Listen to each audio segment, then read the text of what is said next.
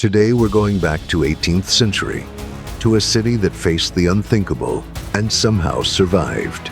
This is the story of Lisbon. In the 18th century, Lisbon was one of the world's most powerful hubs. Positioned on the Tagus River, it was a gateway where trade routes converged. Gold, sugar, tobacco flowed into its streets. Church towers rose above dense neighborhoods. Narrow streets twisted like a maze. And at the heart, the harbor, never silent. Ships arriving daily. Creaking wood, crashing waves, shouted commands. That rhythm was Lisbon's heartbeat. Step into the streets, and you'd see wealth. Merchants haggling, coins changing hands, horse-drawn carts, sailors chasing stories, nobles in decorated carriages. But beneath that shine was another Lisbon. Poor districts, small, crowded homes, narrow, dirty streets, smoke, sewage, damp stone. Still, children played, vendors called out, communities held on. Lisbon was a city of extremes, wealth and poverty.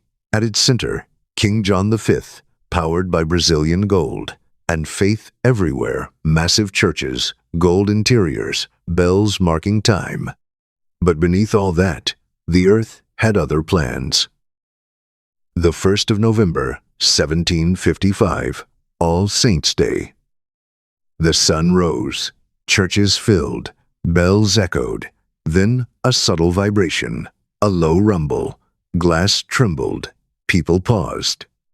Without warning, the ground shook violently, walls cracked, a deep roar filled the city, buildings crumbled, inside churches, ceilings split, candles sparked fires. What was safe became a trap. Outside, streets split open, cracks swallowed debris and people. Within minutes, Lisbon was shattered, then silence. Dust hung in the air, fires spread. Survivors crawled out shocked, searching. People fled toward the river. Thousands gathered along the Tagus. Then something strange happened. The water retreated, ships tilted. The riverbed appeared, eerie, silent. Far in the distance, a dark line rose on the horizon, a massive wave. Panic returned too late. The wave crashed into Lisbon. It smashed buildings, lifted ships, hurled them into the city. Water surged through the streets, entire areas vanished.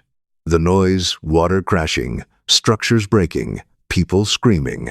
The tsunami completed what the earthquake began. Lisbon was erased. But it wasn't over. Fires spread. Candles had ignited rubble. Dry wood and wreckage burned fast. Entire streets turned to flame. Thick smoke blocked the sun. Survivors fled again. The fires burned for days.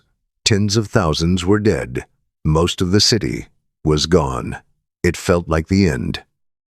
But in the chaos, leadership emerged. Sebastião José de Carvalho, a Melo, later the Marquis of Pombal, took control. While others hesitated, he acted. Bury the dead and feed the living. Bodies were removed. Soldiers restored order. Food and shelter organized. Slowly, stability returned. Pombal thought ahead. Lisbon couldn't be rebuilt the same way, so he made a bold decision: rebuild from the ground up. The ruins were cleared. A new city took shape: wide, straight streets. And inside buildings, flexible wooden frameworks to absorb seismic energy. For the first time, buildings were engineered to resist earthquakes. That district, Baixa, was transformation. Lisbon became one of Europe's most modern cities. Markets reopened, ships returned, people rebuilt. The shockwaves spread beyond Portugal. Thinkers like Voltaire questioned divine punishment. The earthquake pushed people toward science and reason. It marked a turning point. Lisbon survived, not unchanged. Rebuilt, reshaped, redefined. Today, the city stands as a symbol of resilience. Its streets carry the memory of destruction and the strength of recovery. Lisbon faced the unthinkable, and refused to disappear. Thanks for watching, and see you in the next one.